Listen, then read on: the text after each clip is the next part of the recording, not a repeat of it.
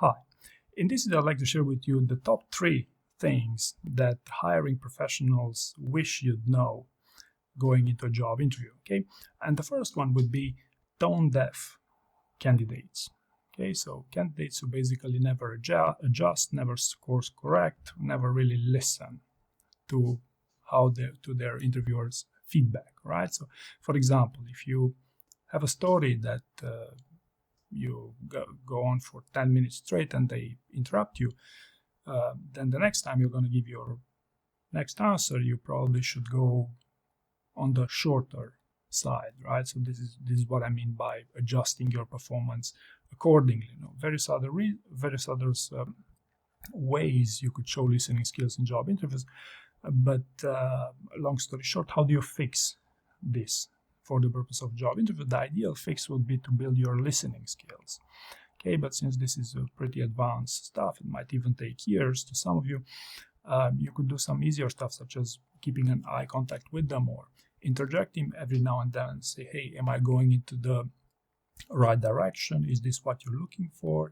Maybe even smile a little bit every now and then, not to look so robotic, but try to be more human. And this might also help you to have a more conversational approach in these job interviews. Okay, the second thing I'd like to talk about here, and again a very important one, would be unintelligible candidates, right? And this is a far bigger of a problem than most of you realize, for the simple fact that unless you're a really special candidate, chances are they will let you do your thing, speak for as long as you want, say whatever you want, and then at the end they say, okay, thank you very much, don't call us, we'll call you. And that's basically it. Because what happens, especially for the purpose of screening round, there's plenty of choice for employers, right? So the moment they see that you're rambling, you don't say anything interesting, maybe they will try once to give you a subtle message that, hey, you're not going in the right direction. But again, if you're a bit tone deaf, so to speak, then they will not insist on this, right? Now, what is the fix to an unintelligible answer? Well, obviously that's clarity of thought, to score well on clarity of thought, and I've had plenty of success with these things. And maybe a more specific advice, if you want, would be not to go too general with your answers, but try to be more specific, right? Basically, in job interviews, your systems thinking will not be super interesting to your interviewer unless it's a technical interview, unless that's your subject matter expertise, right? So be specific.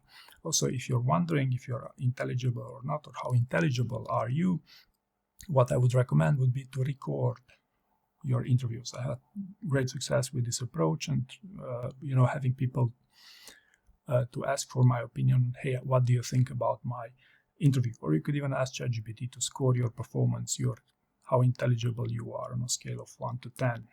That's also gonna give you some valuable insight, right? And the third thing I'd like to talk about here that hiring professionals wished you knew is bad cheaters.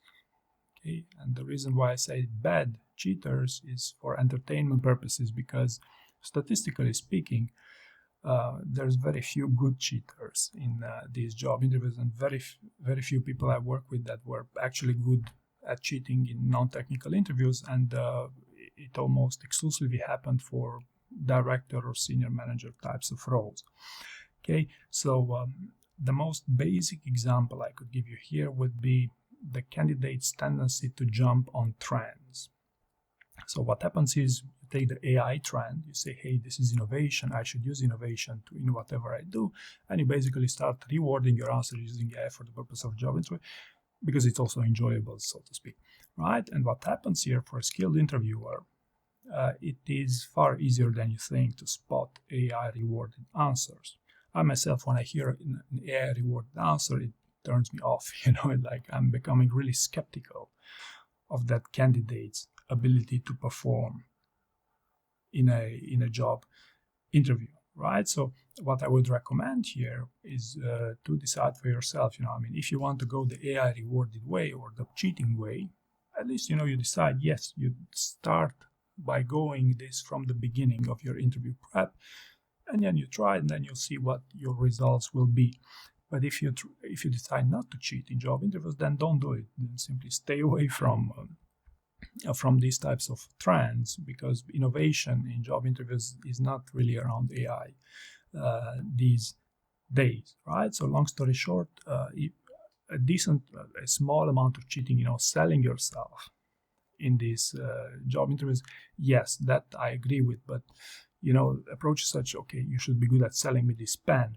No, I think that's overkill for most of you going in these job interviews, and you should really keep a realistic, a down-to-earth approach, score well on clarity of thought, and also exhibit maybe a little bit of listening skills. So I hope you found this useful, and thank you very much for watching.